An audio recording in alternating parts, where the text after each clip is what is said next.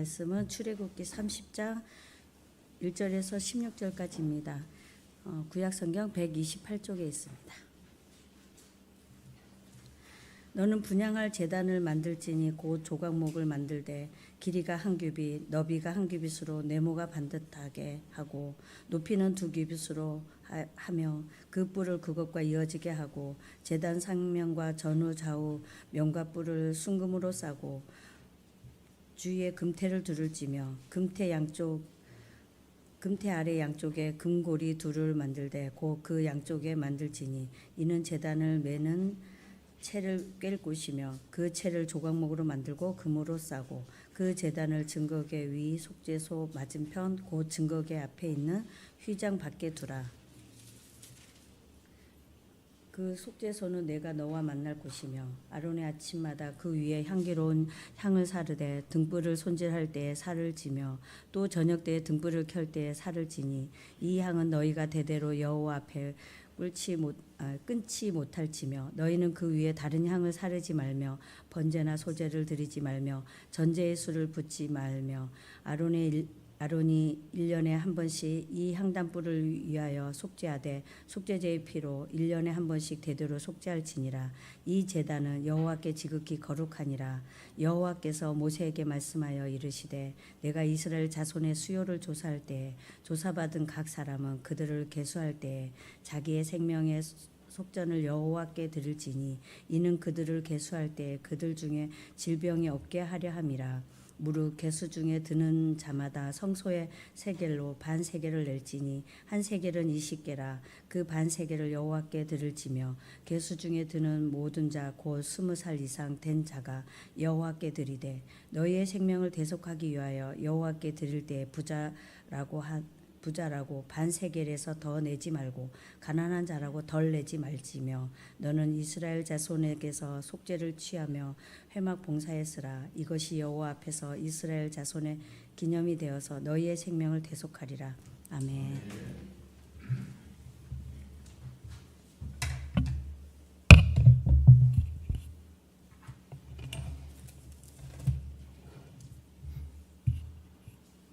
네, 감사합니다. 지난 4주 동안 주도영 목사님께서 베드로전서 1장을 통하여서 성도의 정체성에 대해서 설교를 해주셨습니다. 정체성이란 간단하게 말하자면 나는 누구인가에 대한 대답입니다.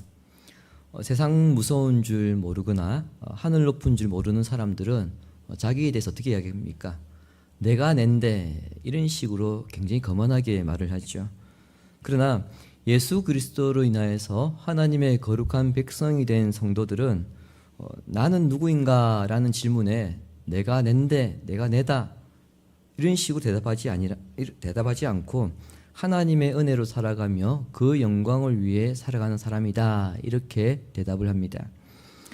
그런데 간혹 분명 성도인데 정체성이 없거나 불분명한 분들도 있습니다. 그것은 개인이 가지고 있는 자존심을 버리지 못했기 때문이고 성도가 되었음에도 자존감이 높아지지 못했기 때문이라고 말할 수 있습니다. 자존심과 자존감은 엄연히 다릅니다. 이것을 같은 것으로 생각하는 경향이 있는데 이것은 완전 다릅니다. 자존심은 버려도 상관없는 것이고 오히려 버릴수록 좋은 것이며 그리고 자존감을 높아지게 합니다. 반면 자존감은 어떻습니까? 자존감은 자기 자신에 대해서 괜찮은 존재라고 그렇게 느끼는 것이죠. 그래서 쉽게 표현하면 자존중감입니다. 사람들이 자신에 대해서 어떻게 생각하고 어떻게 바라보든지 간에 자신을 그냥 있는 그대로 받아들이고 자기에 대해서 만족하는 마음이 자존감입니다. 자존심과 자존감의 가장 큰 차이는 뭐냐면 비교할 대상의 차이입니다. 자존심은 항상 비교할 대상이 있어야 합니다. 그래서 자존심이 강한 사람들은 내가 항상 누구보다 능력이 더 뛰어나야 되고 더 인정받아야 되고 더 많은 것을 가져야 되고 더 높은 위치에 있어야 되죠. 그리고 근데 반대로 내가 인정받지 못할 때에 무시당할 때에 분노하거나 또한 절망에 빠지게 됩니다. 오늘날 우리 사회를 향하여서 분노 공화국이라고 그렇게 말을 하는데 그 이면에 사람들의 자존심이 깔려 있습니다. 그리스도인이라고 해서 다르지 않습니다. 예수님은 제자들에게 어떻게 말씀하셨습니까? 누군가가 너의 오른뺨을 치거든 왼뺨을 돌려대라, 이렇게 말씀하셨거든요. 사실 이 말씀이 분노공화국인 이 시대를 살아가는 우리들에게 이 말씀은 얼토당토 않습니다. 그것은 우리가 모르는 바 아닙니다. 이 사회는 어떻습니까? 자존심이 지배하고 있기 때문이죠. 그래서 이 사회에서 살아남기 위해서는 일단 다른 사람의 자존심을 건들지 말아야 한다는 것을 우리는 잘 알고 있습니다. 여기서 우리는 자존심과 자존감의 상관관계를 알 수 있습니다. 자존심이 센 사람일수록 자존감이 내려가고요. 자존심이 강한 사람, 자존감이 강한 사람, 곧 자아가 건강한 사람은 자존심이 그렇게 매달리지 않습니다. 자존감이 강한 사람은 일상의 삶이나 교회 생활에서도 행복합니다. 따라서 성도는 자존심을 높일 게 아니라 자존감을 높여야 하는데, 본문은 성도의 정체성, 곧 성도로서 갖추어야 하는 자존감에 대해서 말씀하고 있습니다. 오늘 본문은 잠시 중단했던 성막 규례의 일부입니다. 25장에서 27장까지 지성소와 성소, 그리고 그 성막들에 있는 기구들에 대한 설계도가 기록되어 있고요. 28장과 29장에서는 대제사장과 제사장 위임식에 대한 규례들이 기록되어 있습니다.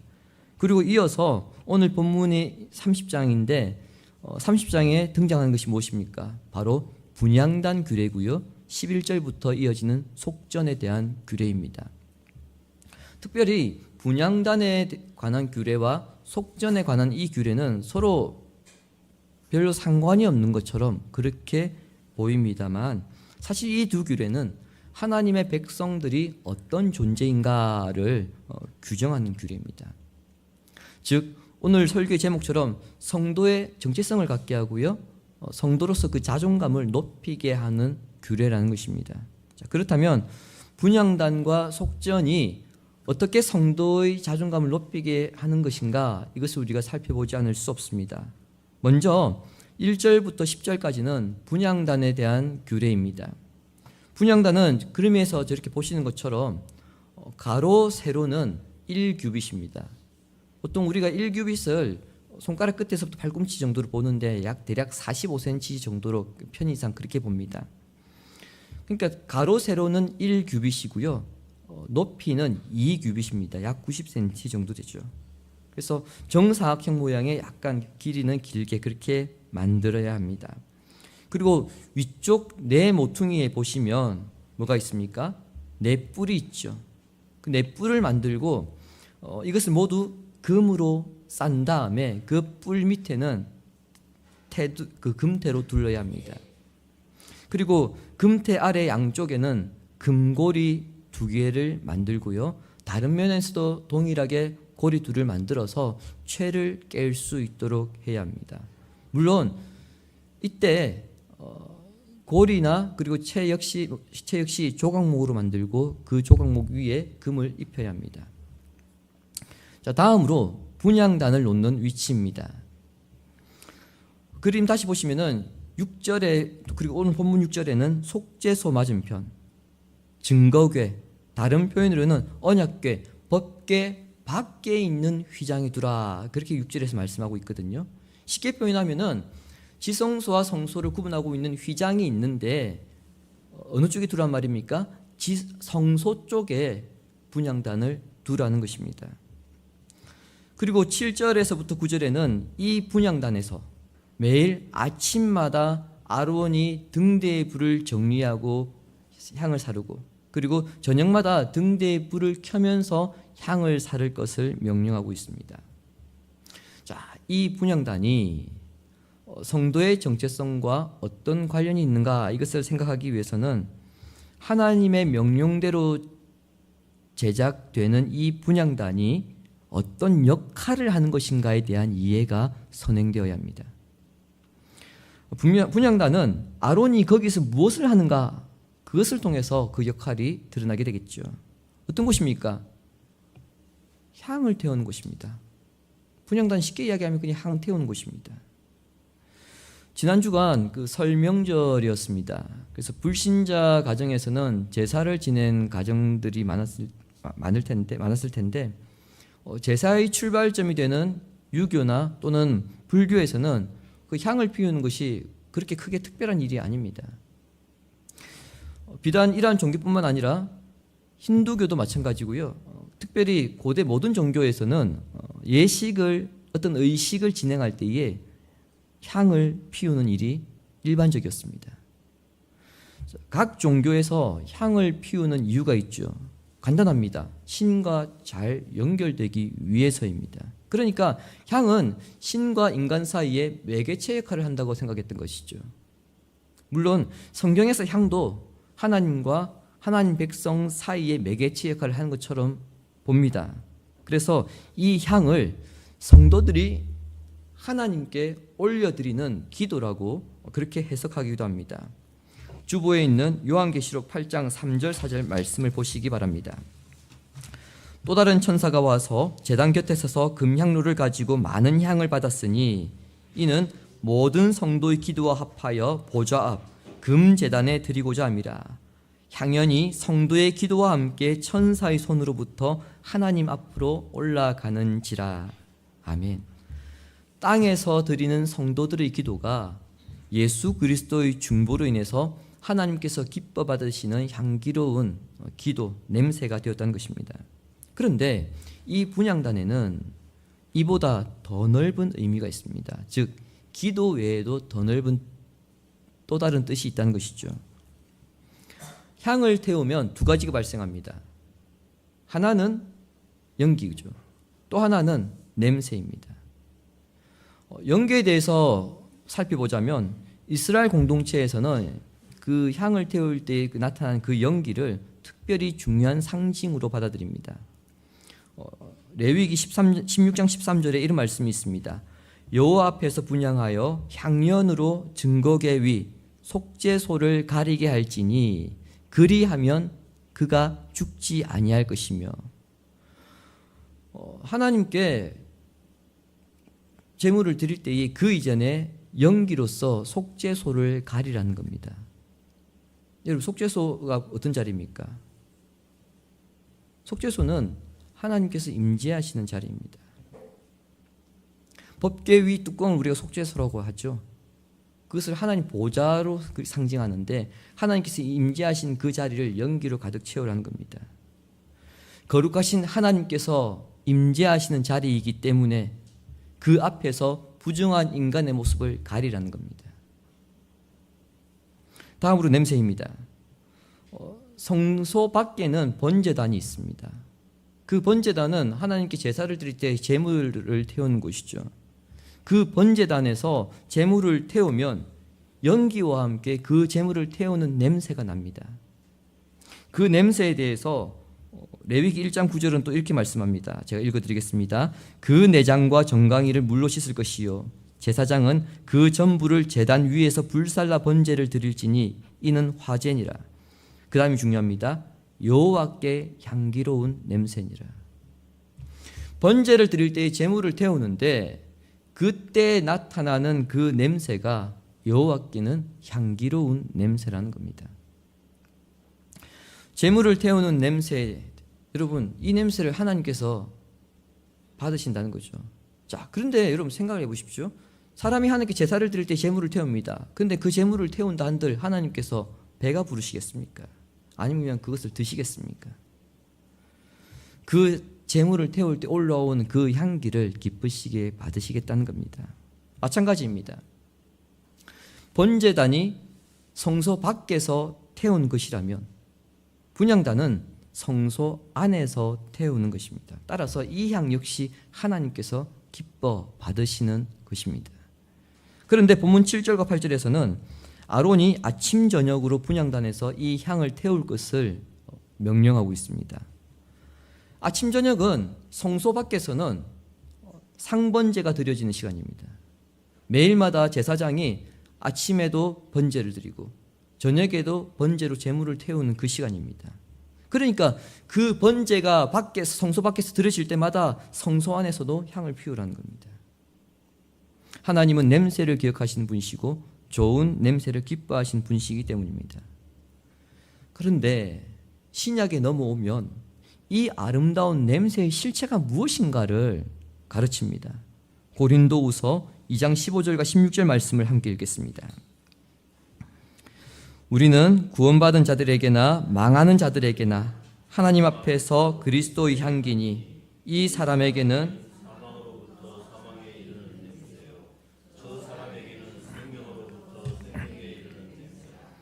누가 이 일을 감당하리요. 아멘. 하나님 앞에서 향기가 무엇이라고 가르칩니까? 구원받은, 구속받은 백성이라는 겁니다. 구속받은 성도의 삶, 그리고 그 사람의 걸음이 바로 하나님 앞에서 향기라는 겁니다. 하나님과 좋은 관계를 위하여서 성도의 삶에서 그리스도의 향기가 진동하도록 하라는 겁니다. 향수를 뿌리라는 게 아니고요. 그 사람의 행동이, 말이, 생각이 퍼져나가게 하라, 그런 의미입니다. 성도가 하나님 앞에서 좋은 향기가 나려면 향기난 존재가 되어야 하는 것이죠. 이것은 그리스도 안에서 새로운 피조물이라고 하는 그러한 정체성을 갖게 될 때에 가능합니다. 그런데 생각해 보십시오. 매 순간 그리스도 안에서 머무르면서 주님의 향기로 살아간다는 것이 정말 쉽지 않습니다. 지난 설에 가족들과 만나면서 이런저런 이야기들을 나누셨을 것입니다. 청년들이 사실 명절이 다가오면 굉장히 그 명절을 두려워하죠. 취업 이야기, 결혼 이야기 정말 두려워합니다. 근데 그 두려움이 왜 두렵습니까? 다른 사람들과 비교를 하기 때문에 그런 것이죠. 가족이나 친척들끼리도 경제력이나 자녀들 비교로 인해서 움츠려드는 일들이 빈번한데, 하물며 피 한 방울 섞이지 않은 사람들과 우리가 이 사회에서 섞여 살아가면서 주님 한 분만으로 만족하며 행복하게 살아간다는 것, 이것은 거의 불가능한 일이라고 봐야 됩니다. 그것은 우리가 살고 있는 이 사회 자체가 어떤 삶의 인정과 사람됨을 물질이나 스펙으로 규정하기 때문에 그렇죠. 사회적 위치로 규정하기 때문에 그렇죠. 이런 사회에서 성도가 만족하고 행복하며 그리스도의 향기를 드러내는 삶을 살기 위해서는 무엇보다 성도 자신이 내가 하나님 나라의 거룩한 향기란 사실을 놓쳐서는 안 됩니다. 우리를 하나님 나라의 향기가 되도록 예수님은 자신을 십자가에 내어주셨습니다. 그 사랑을 받은 성도는 동일하게 우리가 그 향기를 전하도록 주님으로부터 명령받았습니다. 부름받았습니다. 예수님은 제자들을 향해서 너희가 서로 사랑하면 세상 사람들이 너희의 그 행동을 보고 너희의 말을 보고 너희가 내 제자라는 것을 알게 될 것이다, 그렇게 말씀하셨습니다. 즉 제자들이 서로 사랑하고 헌신하면 너희가 내 제자라는 것을 알게 된다는 거죠. 자, 헌신과 사랑은 두 가지로 나타나는데요. 하나는 기도고 하나는 행위입니다. 주님께서 우리를 위해 기도하시고 자신을 내어주신 것처럼 성도는 아침 저녁으로 부지런히 예수 그리스도 안에서 서로를 위해서 기도해주고 또 서로를 위해서 사랑의 열매를 맺어갈 때에 아름다운 향기를 바라며 성도 자신이 성도로서의 자존감, 정체성을 높일 수 있습니다. 성도의 자존감을 높이는 두 번째 규례는 11절에서 16절에 기록되어 있는 속전입니다. 지난주 주도영 목사님도 이 속전에 대해서 잠시 언급하였습니다만, 속전은 신구약을 망라하여 구원에 대한 핵심 규례입니다. 그러니까 우리가 예수 그리스도를 믿는 사람들이 속전에 대해서 모른다는 것은 사실 구원에 대해서 모른다는 이야기입니다. 우리 성경에 속전으로 번역된 원래 히브리 명사가 파생된 동사가 있겠죠. 그 동사의 뜻이 뭐냐면 덮다입니다.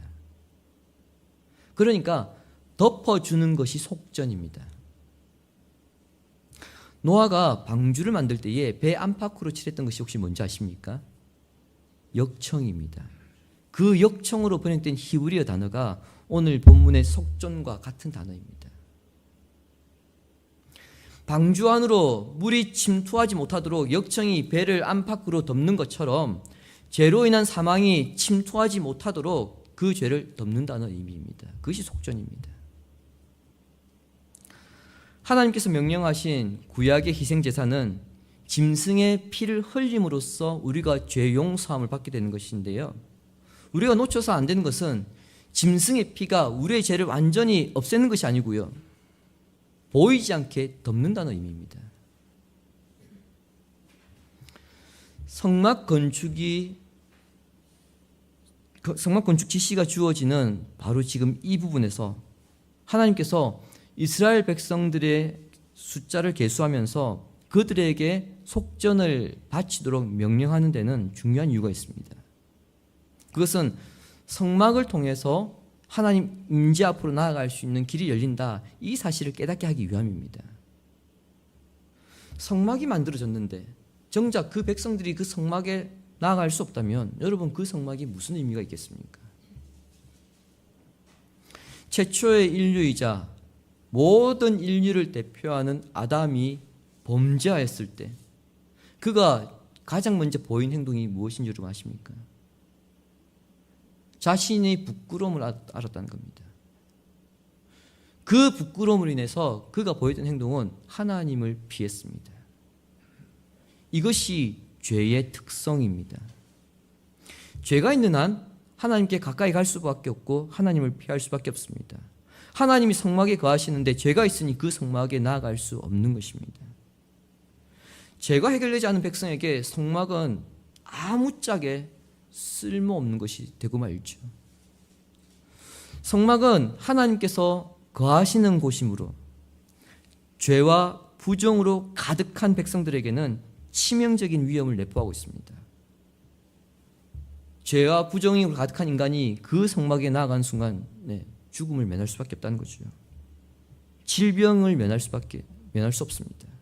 그렇다면 도대체 누가 그 성막으로 나아갈 수 있는가? 이 문제가 남게 되는데, 이에 대해서 본문은 이스라엘 사람으로 계수된 20세 이상의 남자들이 생명의 속전을 내므로써 성막으로 나아가서 하나님과 동행할 수 있다는 것을 가르칩니다. 남자의 말이 어디 있냐? 우리 속전을 내는 그 자가 남성 복수입니다.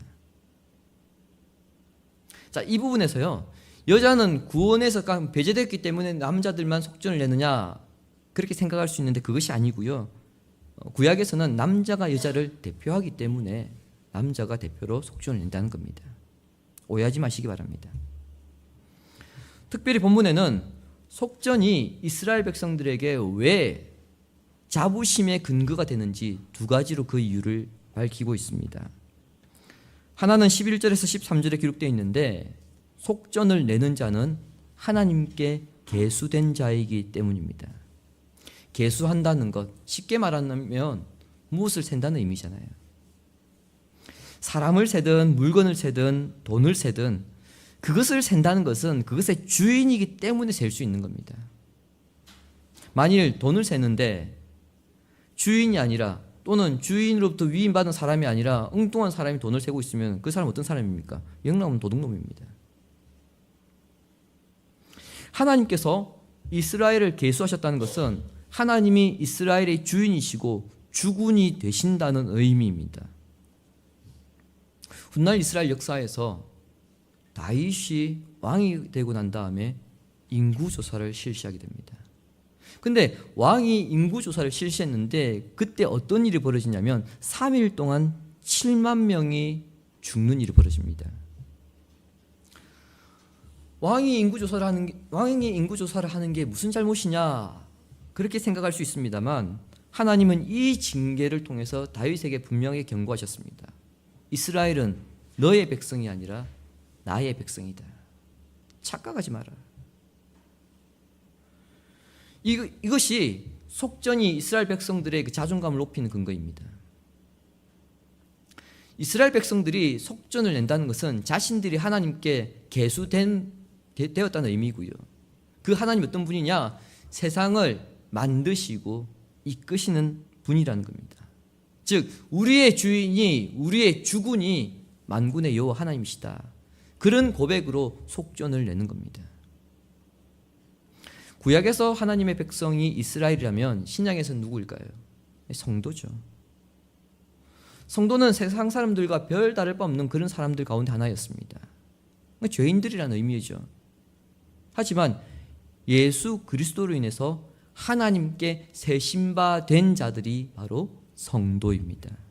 그래서 주님은 이렇게 말씀하셨습니다. 누가복음 12장 7절을 함께 읽습니다. 너희에게는 심지어 머리털까지도 다 세신 바 되었나니 두려워하지 말라. 너희는 많은 참새보다 더 귀하니라. 아멘.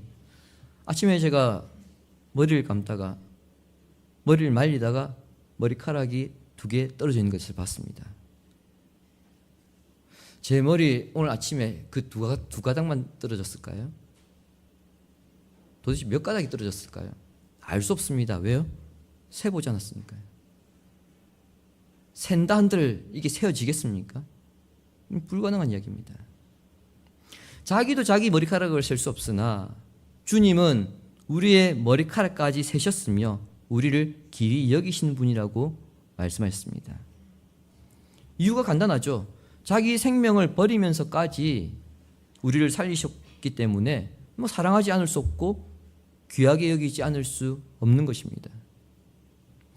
이것을 구약에서는 속전을 내므로써 깨닫게 하셨는데 그 속전을 낼 때마다 당신들이 누구의 백성인지 그것을 생각하라고 하신 것입니다. 속전이 성도의 자부심이 되는 또 다른 근거는 15절 이후에 기록되어 있는 것처럼 속전을 내는 사람은 가난한 자든 부자든 상관없이 누구나 성전의 세겔대로 반세겔을 내라는 겁니다. 성전의 세겔대로, 여러분 세겔은 동전을 세는 단위인데 그 성전의 세겔이 한 세겔이라는 것은 사회에서 세는 세겔과 기준이 다르다는 의미입니다. 이 말은 하나님이 정하신 그 정확한 금액을 내라는 겁니다. 부자라고 해서 더 내거나 가난하다고 해서 적게 내는 것이 아니라 모두가 하나님께서 정하신 금액을 정확하게 내라 이 말이거든요. 모두가 동일한 속전을 내야 한다는 것은 모두가 하나님 앞에 은혜가 필요한 동일한 죄인이라는 뜻입니다. 부자기 때문에 은혜가 덜 필요하고 부자기 때문에 은혜를 더 받았고 가난한 자기 때문에 은혜를 덜 받았고 은혜가 더 필요하고 그런 의미가 아니란 얘기입니다. 부자든 가난한 자든 동일하게 하나님의 은혜를 필요로 한 자들이고 하나님께서 동일하게 은혜를 주셨다는 의미입니다. 모두가 하나님 앞에서 속죄의 은혜가 필요한데 주목해야 할 점은 신약의 성도에게는 예수 그리스도께서 바로 생명의 속전이 되어주셨다는 점입니다. 그래서 주님은 자신이 이 땅에 오신 목적을 이렇게 말씀하셨습니다. 누가복음 10장 45절 보시기 바랍니다. 인자가 온 것은 섬김을 받으려 함이 아니라 도리어 섬기려 하고 자기 목숨을 많은 사람의 대속물로 주려 함이니라. 아멘. 죄송합니다. 누가복음이 아니라 마가복음입니다. 여기서 대속물이 여러분 속전입니다. 주님은 하나님의 택하신 백성들을 구속하기 위해서 정확한 생명값을 속전으로 지불하셨습니다. 이런 점에서 성도들의 생명은요 그리스도의 생명값입니다. 그래서 우리가 그리스도의 피값이라 그렇게 말하잖아요. 그리스도의 그 피값 때문에 우리가 생명을 얻었습니다. 그럼에도 불구하고 본문에서 백성을 향하여서 반세겔을 드리라고 한 것은 자신이 치를 수 없는 그 속전을 하나님께서 대신 내주셨는데 이것을 믿어야 할 책임이 있다는 그런 뜻입니다. 물론 신약에서는 그 속전을 지불하신 분이 조금 전에 말씀드렸던 것처럼 예수 그리스도이신데 이런 점에서 반세겔은요 그리스도께서 지불하신 그 속전의 예표가 된다는 의미입니다. 예수님의 피가 내 죄를 속했다. 이 사실을 믿어야 할 책임이 누구에게 있을까요? 사람에게 있습니다. 근데 이 믿음은 하나님께서 택하신 자들, 하나님께 세심받은 사람들, 그 사람들만 가질 수 있습니다. 하나님께서 택하신 사람들만 이 진리가 믿어지기 때문입니다. 그렇기 때문에 이 속전이 바로 성도의 자랑거리가 되고요, 우리 정체성의 근거가 되는 것입니다. 주님이 사랑하신 교우 여러분, 성도는 그리스도 안에서 새로운 정체성을 갖게 된 사람들입니다. 그래서 바울은 그리스도 안에 있으면 새로운 피조물이며 새 것이 된 존재라고 그렇게 선언하였습니다.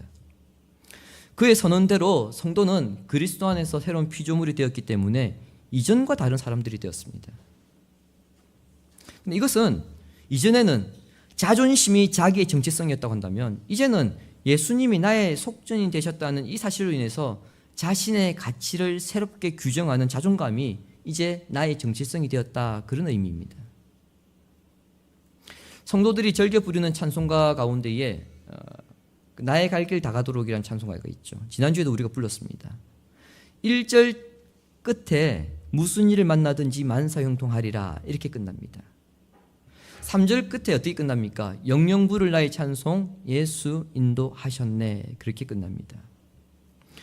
우리는 이 찬송을 부르면서 그렇지, 하나님의 은혜로 우리가 만사형통했으면 좋겠다, 하나님의 은혜로 주님께서 나를 인도하셨으면 좋겠다, 그렇게 간절히 기대하고 소망합니다. 하지만 정작 삶에서는 과연 그렇게 될 수 있을까, 그런 의문이 가득 차다 보니까요, 찬송을 부르면서도 현실에 대한 불만족, 앞날에 대한 불안으로 벌벌 떠는 일들이 종종 있습니다. 이것이 신자에게 안타까운 일이 아니겠습니까? 우리가 우리 스스로를 어떻게 규정할지 모르겠습니다만, 분명한 것은 하나님께서 그의 아들을 내어주실 정도로 우리는 가치 있는 사람입니다.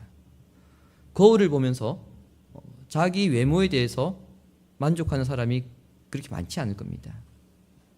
자신의 그 사회적 위치와 현실, 그런 것들 보면서 자기에 대해서 만족하는 사람이 그렇게 많지 않을 것입니다. 그럴지라도 하나님은 뭐라고 말씀하시냐면, 너는 가치 있는 사람이라는 겁니다. 왜요? 그리스도의 생명값을 지불한 사람들이기 때문에. 내가 생각하는 것보다 훨씬 내가 꽤 괜찮은 존재라는 겁니다. 내가 해야 하고 있는 이 일들을, 또 내가 해야 하는 일들, 이게 사실 이 사회에서, 교회에서, 가정에서 별 볼 일 없는 그런 일처럼 보일지 모릅니다. 그런데 오늘 본문은 뭐라고 말씀합니까? 그게 꽤 매우 굉장히 가치 있는 일이라는 겁니다. 왜냐하면 그 일은 하나님이 나를 위한 밑바탕이 되는 것이기 때문에. 그리고 그 일을 하도록 부르신 분이 누구냐? 만군의 여호와 하나님이시고 자신의 생명을 속전으로 지불하신 예수 그리스도이기 때문에, 그분이 명령하신 일이기 때문에 내가 하고 있는 일이 별 가치 없는 일이 아니라 아주 귀한 일이라는 겁니다. 우리는 예수 그리스도의 속전으로 분향단에 나아갈 수 있는 사람입니다. 그러므로 성도로서의 그 자존감을 가지시고 아침 저녁으로 주님께 받은 은혜에 감사하는 성도가 되기를 바랍니다. 내 삶에 필요한 은혜를 구하면서 한편으로 그 은혜를 전하는 삶으로 그리스도의 향기가 되는 성도의 삶을 살아가는 성도가 되기를 성부와 성자와 성령의 이름으로 축원합니다. 아멘. 그리스도로 인해서 새로운 피조물이 되었으므로 이제 자존심은 내려놓고 새로운 정체성으로 그리스도의 향기로 살아가는 성도가 되기를 소망하면서 찬양하겠습니다.